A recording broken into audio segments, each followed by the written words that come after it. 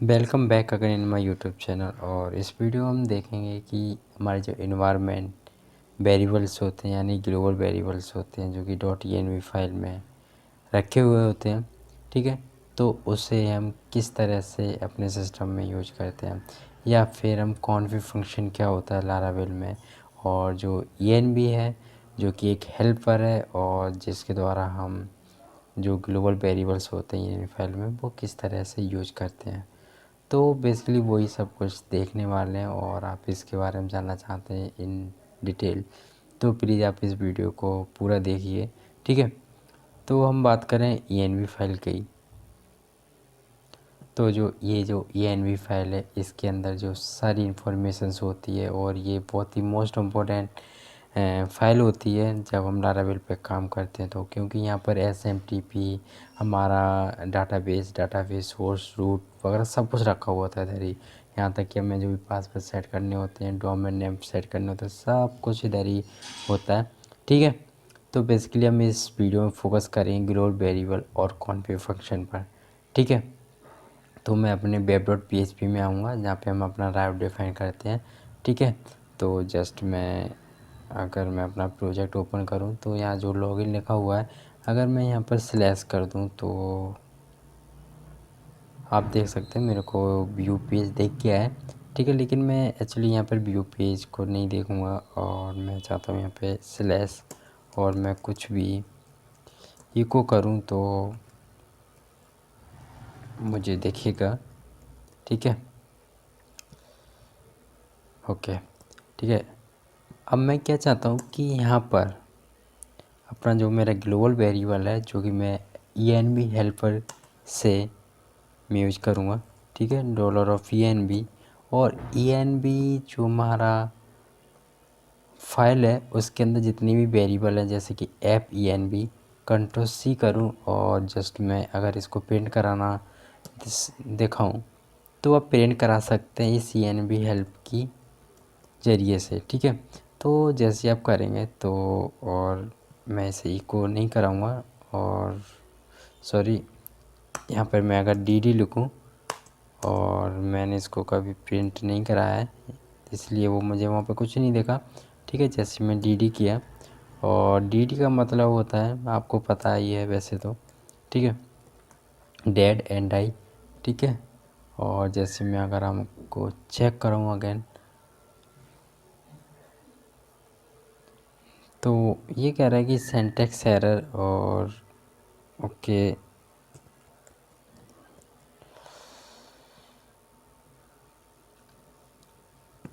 Page को refresh करता हूँ मैं, ठीक है। तो देख सकते हैं हम लोकल आ गया है जो कि हमारा env में जो हमारा वेरिएबल था ग्लोबल वेरिएबल ऐप env वो मुझे शो हो गया है।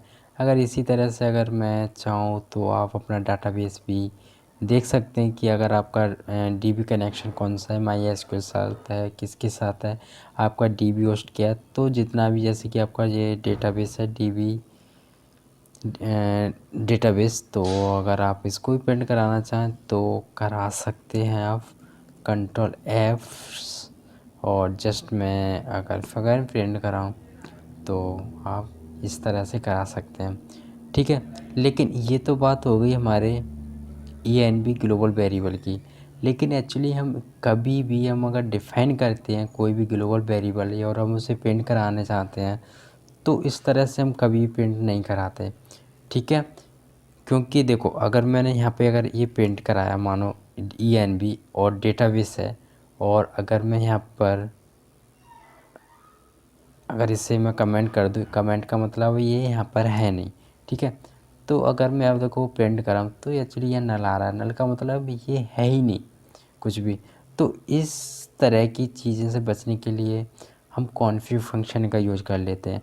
कॉन्फ़िग फंक्शन क्या होता है वो चलो देखते हैं, ठीक है। तो उसके लिए हमें कॉन्फ़िग के अंदर आना होगा, ये रही कॉन्फ़िग। और इसके अंदर जितनी भी आपको फाइल्स दिख रही हैं इनके अंदर आपको कुछ ना कुछ वेरिएबल्स मिल जाएंगे जैसे env, ठीक है। यहाँ पे जितनी भी हमारी जो ऐप होता है उसके से रिलेटेड हमारी इंफॉर्मेशंस होती है, ठीक है। देखो ऐप env यूज़ किया हुआ है जो कि प्रोडक्शन है आपका, ठीक है। इन्वायरमेंट जो होता है डिबग आपका है ना। और जैसे कि आपका यूआरएल है, जो भी हमारा सेटअप है वो है, ठीक है। तो इसके हम यूज करते हैं कॉन्फ़िग फंक्शन से, ठीक है। देखो आप देख सकते हैं सारी चीज़ें पड़ी हुई हैं इधर ही, ठीक है। तो चलो आपको मैं प्रिंट करा के दिखाता हूँ कॉन्फ़िग फंक्शन से, क्यों हम कॉन्फ़िग फंक्शन को क्यों यूज़ करते हैं, मैं आपको अंतर दिखाता हूँ और आपको समझ में भी आ जाएगा, ठीक है। तो देखो अगर मैं राउट में जाऊँ और मैं अगर इससे कमेंट करूँ और मैं इधर लिख दूँ कॉन्फ़िग, ठीक है, और मैं जाऊँ ऐप, मतलब ऐप वाली फाइल डॉट, और इसका जो भी मुझे वेरिएबल यूज करना है, मतलब प्रिंट कराना है, तो मैं करा सकता हूँ, जैसे कि ऐप यूआरएल, ठीक है। कंट्रोल सी, देखो यहाँ पे एनवी का यूज किया हुआ है, ठीक है, और ग्लोबल वेरिएबल जो कि हमारा हेल्पफुल है, ठीक है। और अरे सॉरी, इसको मैं रिमूव करता हूँ, ओके। तो देखो एफ यूआरएल, ठीक है। और जस्ट में अगर इसको अगर मैं प्रिंट कराऊँ तो आप देखेंगे तो मुझे यूआरएल दिखेगा, और ये शायद मेरे सबसे control config app URL app के अंदर, और मैं जाऊँ और यूआरएल, सॉरी ये रहा, कंट्रोल सी,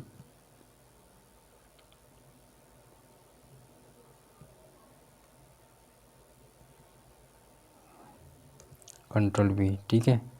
अब देखते हैं,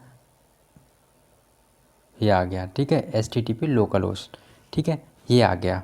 अब देखिए आप, अगर ये जो हमने यहाँ पे लिखा हुआ है app dot P H P app URL के अंदर जो भी था वो मुझे मिल गया, ठीक है।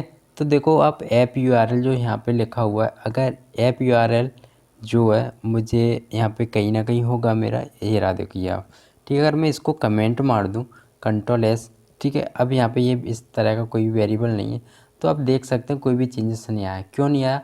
क्योंकि हमने जो ऐप यूआरएल है तो वो यहाँ से तो हमने रिमूव कर दिया, बट यहाँ पे जो सेट है वो हमें मिल जाएगा, ठीक है।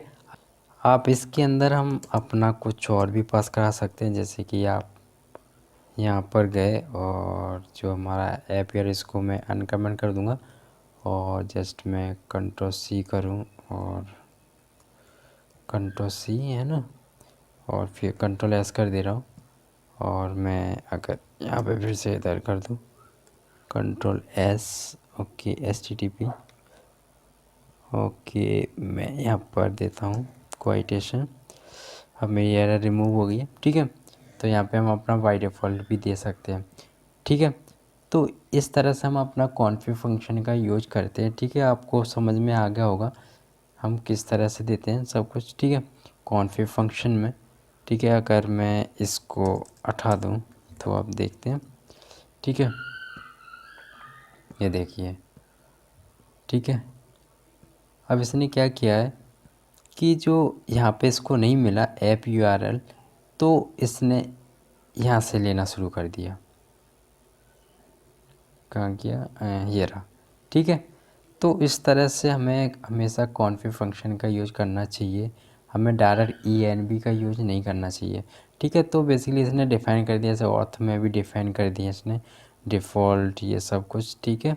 और भी आप देख सकते हैं कि यहाँ पे जितने भी मिलेंगे आपको ये सब कुछ आप यूज कर सकते हैं, ठीक है। और भी हैं, देखिए आप इनको सबको आप प्रिंट करा के देख सकते हैं। अगर आप खुद की कोई वेबसाइट है और उसके बारे में कुछ इन्फॉर्मेशन देना चाहते हैं तो वो भी आप दे सकते हैं किसी वेबसाइट में, या फिर आप जो है अपना जो वेबसाइट है उसमें दे सकते हैं थ्रू ऑफ कॉन्फ़िग फंक्शन, ठीक है। जैसे कि अगर मैं बात करूँ वेबसाइट डॉट PHP, तो एक्चुअली ये मैंने खुद बनाई थी, और जैसे कि ये एड्रेस है, ठीक है, आप चाहो तो इसको यूज कर सकते हैं, ठीक है। जैसे कि अगर मैं यहाँ पे बात करूँ, जैसे यहाँ पे देख लेता हूँ ज़रा क्या लिखा हुआ है, और ये देखो एड्रेस लिखा हुआ है।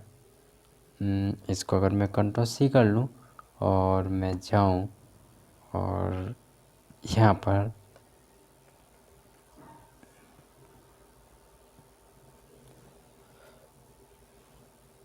वेब डॉट PHP, ठीक है, और इसके अंदर मैं अगर कंट्रोल V कर दूँ और मैं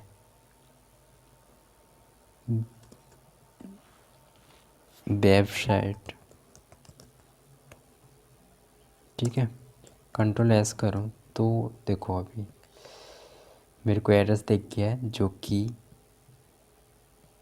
यहाँ पर था, ठीक है, ये रहा। लेकिन मैं चाहता हूँ एरे के अंदर जो मेरा ईमेल है वो वाला मैं प्रिंट कराना चाहता हूँ। तो देखो contact and contact control V dot और कॉन्टैक्ट वेबसाइट में फिर से अगेन और पर्सनल ईमेल, ठीक है। तो इसके लिए भी हम डॉट का यूज करेंगे और वी, और यहाँ पर देखिएगा हम अच्छा इसको चेंज कर दीजिएगा, ठीक है। मैंने कुछ भी दे दिया है, ठीक है। हम ये हमारा डिफ़ॉल्ट पैरामीटर होता है, आप चाहो इसको दो या ना दो कोई फ़र्क नहीं पड़ता, ठीक है। और मैं अगर आपको फिर से चेक कराऊँ तो ये आ गया मेरा ईमेल, ठीक है। तो बेसिकली आपको समझ में आ गया हो कि कॉन्फ़िग और डायरेक्ट ENV का हमें यूज क्यों नहीं करना चाहिए, ठीक है।